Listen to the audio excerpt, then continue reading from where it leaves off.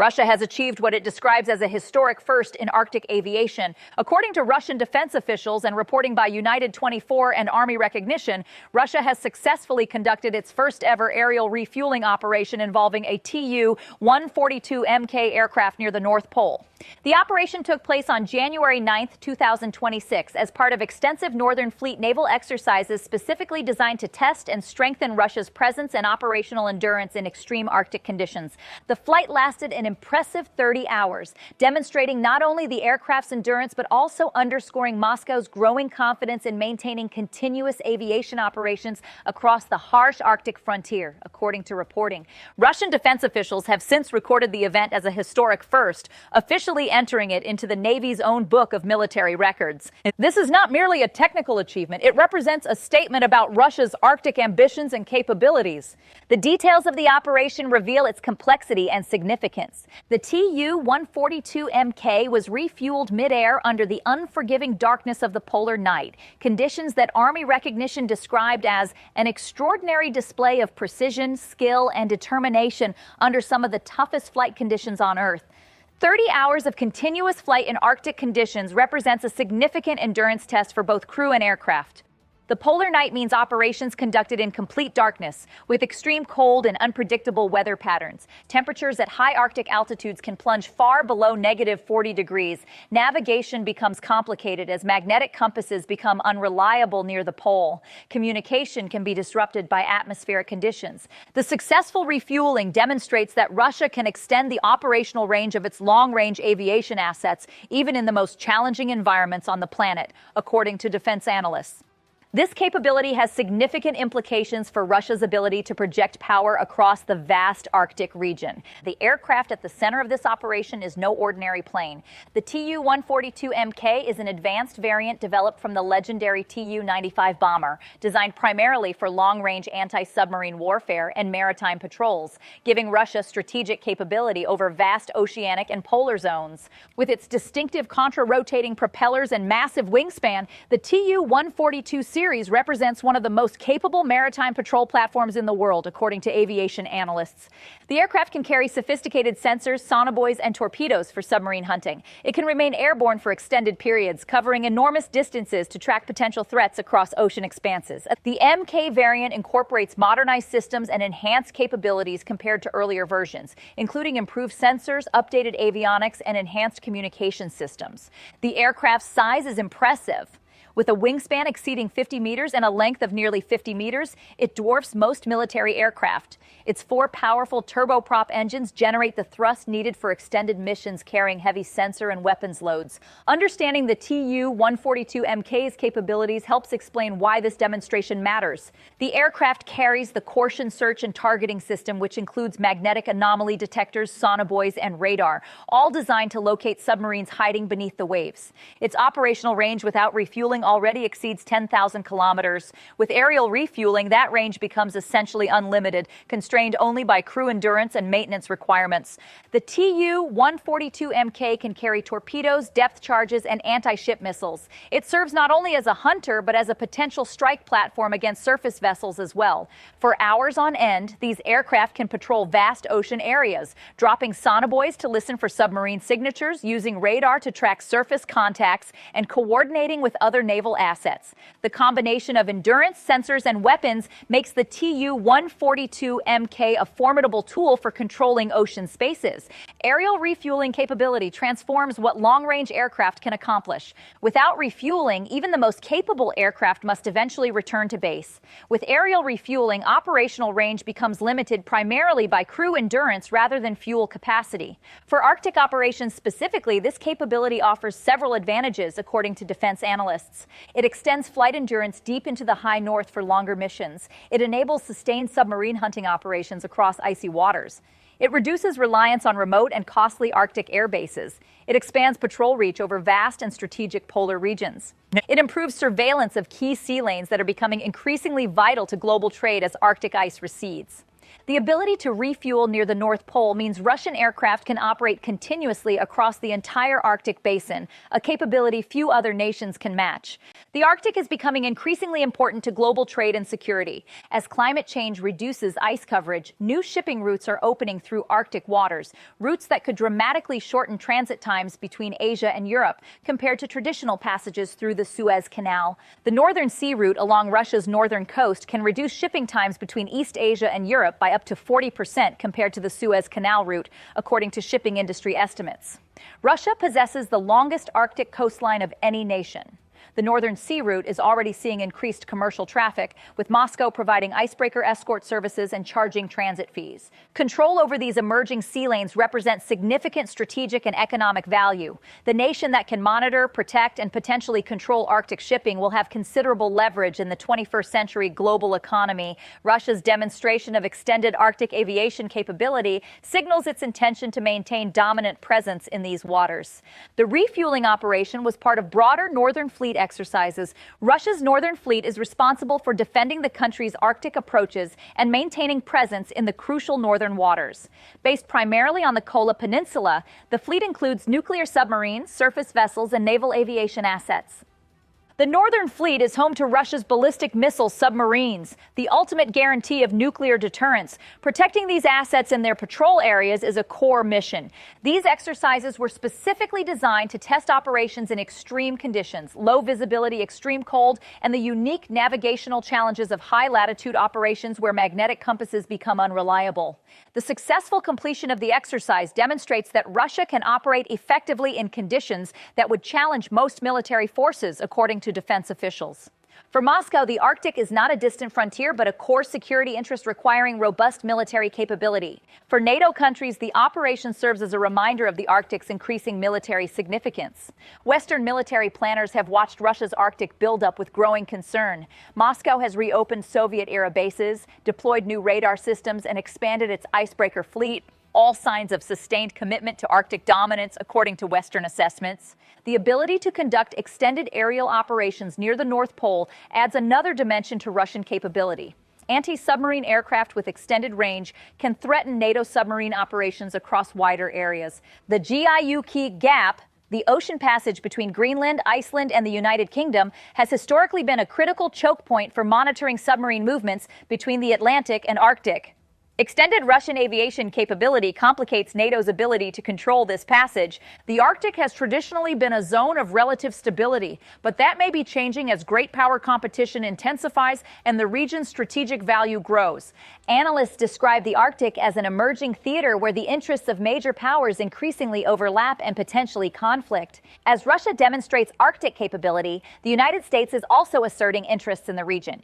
U.S. President Donald Trump has declared that the United States must acquire Greenland, arguing that such a move is essential to prevent Russia or China from gaining dominance over the increasingly strategic Arctic. If we don't take Greenland, Russia or China will, Trump stated, and I'm not letting that happen. The statement represents an escalation of American rhetoric regarding Greenland, the world's largest island and autonomous territory of Denmark, and home to approximately 56,000 people.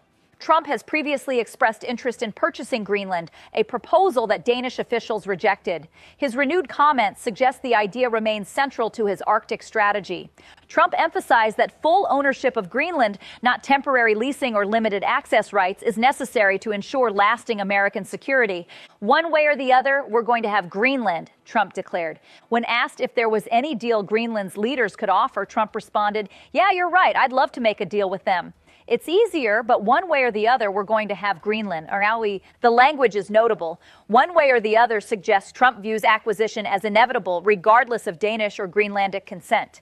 No official proposal has yet been presented to Denmark, according to reporting. But Trump suggested that Greenland's leaders should consider accepting what he described as a fair and mutually beneficial deal that would strengthen regional stability. Trump dismissed concerns raised by NATO allies about his Greenland comments. He argued that Greenland's current defenses remain weak compared to the expanding military presence of both Russian and Chinese forces in nearby Arctic zones. The comment implicitly criticizes Denmark's stewardship of Greenland's security while framing American acquisition as a solution to a problem Denmark has failed to address. Denmark is a NATO ally. Greenland hosts Pituffik Space Base, formerly Thule Air Base, a crucial American military installation that has operated since the Cold War. Trump's dismissal of allied concerns suggests he views Greenland primarily through the lens of American strategic interests rather than alliance obligations or international norms. Trump's interest in Greenland is not unprecedented in American history. In 1946, the Truman administration offered Denmark $100 million for Greenland, an offer that was declined. During World War II, the United States occupied Greenland with Danish consent to prevent Nazi Germany from establishing weather stations there. The Cold War saw extensive American military presence in Greenland. Thule Air Base became a critical component of early warning radar systems designed to detect Soviet bomber and missile attacks. America has long recognized Greenland's strategic value. What distinguishes Trump's approach is the assertive language and the framing of acquisition as inevitable rather than negotiable. The history suggests that American interest in Greenland reflects genuine strategic calculation, not merely Trump's personal inclination. Understanding Greenland's status is essential to understanding the controversy. Greenland is an autonomous territory within the Kingdom of Denmark. It has its own government and parliament with authority over most domestic matters. Denmark retains responsibility for foreign affairs and defense. The island gained home rule in 1979 and expanded self-government in 2009. The path toward potential independence has been discussed for decades, though economic dependence on Danish subsidies makes full independence challenging. Greenland's population is predominantly Inuit, with a distinct cultural identity from Denmark. The relationship between Copenhagen and Nuuk, Greenland's capital, has sometimes been tense. What Greenlanders themselves want is notably absent from Trump's framing. His statements focus on American needs and great power competition, not on the self-determination of the island's inhabitants. Greenland's strategic value has increased significantly in recent decades. The island sits astride the GIUK Gap, the Greenland-Iceland-United Kingdom passage, that represents a crucial choke point for naval operations between the Atlantic and Arctic Oceans. During the Cold War, monitoring this gap for Soviet submarine activity was a core NATO mission. Greenland also offers potential access to the Northwest Passage and control over approaches to the Canadian Arctic. Its location makes it valuable for early warning radar systems, satellite tracking, and other surveillance capabilities. Additionally, Greenland possesses significant mineral resources, including rare earth elements increasingly important for advanced technologies. As ice recedes, these resources become more accessible. For any power-seeking Arctic dominance, Greenland represents valuable strategic real estate. Trump mentioned China alongside Russia as potential competitors for Greenland. China has declared itself a near-Arctic state and has invested in Arctic research, infrastructure, and diplomatic engagement with Arctic nations, including Greenland. Chinese companies have explored mining investments in Greenland. Beijing has expressed interest in the Northern Sea Route and other Arctic shipping possibilities. China's polar research program has expanded significantly. China's icebreaker fleet is growing. Its research stations in the Arctic provide both scientific capability and strategic presence. Beijing views Arctic access as important for both economic and security reasons. For Washington, Chinese interest in Greenland represents an unacceptable encroachment on what America views as its sphere of influence. The prospect of Chinese infrastructure or investment in Greenland raises concerns about intelligence gathering and strategic positioning. Trump's framing presents a zero-sum competition. If America doesn't control Greenland, a rival will. Denmark has consistently rejected any suggestion of selling Greenland. When Trump first raised the idea during his previous administration, Danish Prime Minister Mette Frederiksen called the proposal absurd. The response led Trump to cancel a planned state visit to Denmark. Danish officials argue that Greenland is not for sale, that the question of Greenland's future is for Greenlanders to decide, and that any discussion must respect both Danish sovereignty and Greenlandic self-determination. The Danish position reflects both national pride and legal reality. Greenland is part of the Danish realm, and its status cannot be changed without consent from all parties.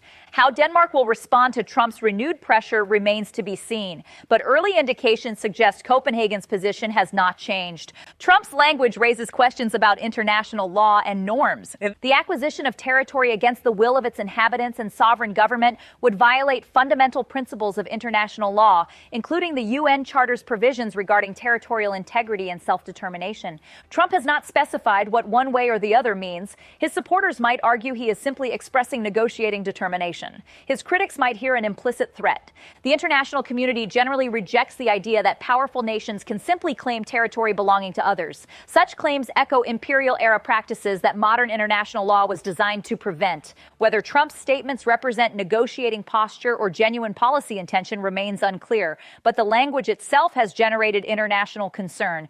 The Arctic is becoming a zone of intensifying great power competition. Russia has the most extensive Arctic presence with the longest coastline, the largest icebreaker fleet, and significant military infrastructure across its northern territory. Moscow views the Arctic as a core national interest. The United States has historically underinvested in Arctic capabilities relative to Russia, but is now seeking to expand its presence. American icebreaker capacity is notably limited compared to Russian capabilities. China, despite lacking Arctic coastline, has invested heavily in Arctic research, shipping, and diplomatic engagement, positioning itself as a stakeholder in Arctic governance. Canada, Norway, and other Arctic nations have their own interests and concerns about great power competition in their neighborhood. One measure of Arctic capability is icebreaker capacity. Russia operates the world's largest icebreaker fleet, including nuclear-powered vessels capable of breaking through the thickest Arctic ice year-round. The United States, by contrast, operates only 2 heavy icebreakers, with one often unavailable due to maintenance. New construction has been authorized but will take years to complete. This disparity matters. Icebreakers enable access to frozen waters, support shipping through ice-covered routes, and provide the platform for sustained Arctic presence. Russia's icebreaker advantage means it can operate in Arctic waters when other nations cannot, a significant strategic edge as Arctic importance grows. The timing of Russia's Arctic aviation demonstration is notable. The operation occurred as Trump was renewing his public statements about Greenland, creating a juxtaposition that highlights the intensifying competition for Arctic influence. Whether the timing was coincidental or deliberate, the message is clear. Russia possesses significant Arctic capability and intends to maintain and expand it. The demonstration serves as a reminder that while Washington debates how to increase its Arctic presence, Moscow is already operating at high levels of capability in the region. For Russian strategic planners, American interest in Greenland may actually serve as validation of their own Arctic investments.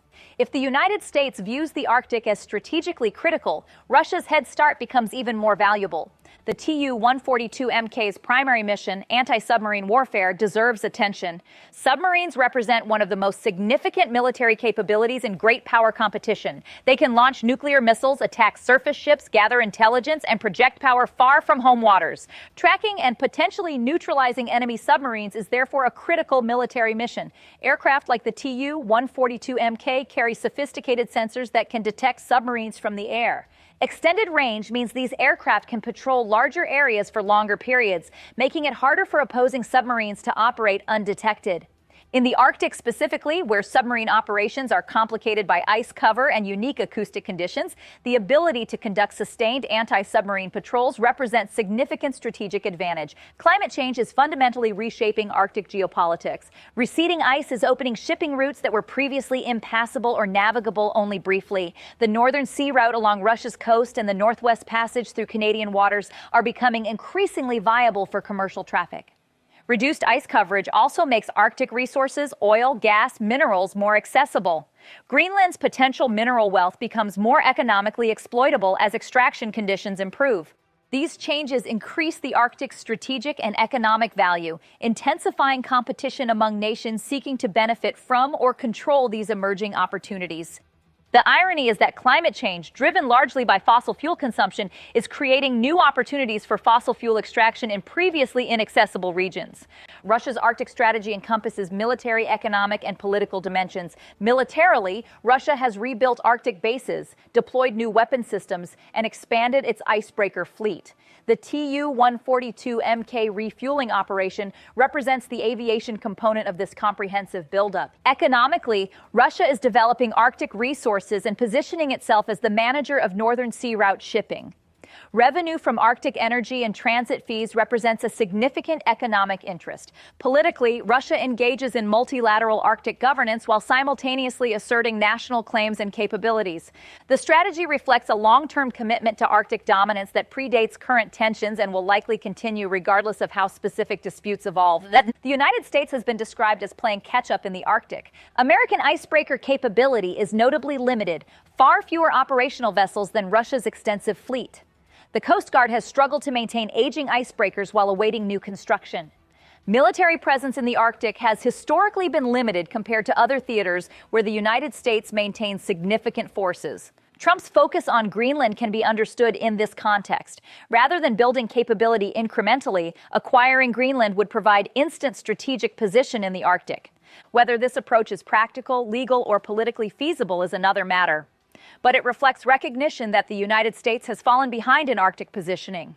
The Arctic has implications for NATO as well as individual nations. Several NATO members are Arctic nations: the United States, Canada, Denmark, Norway, and Iceland.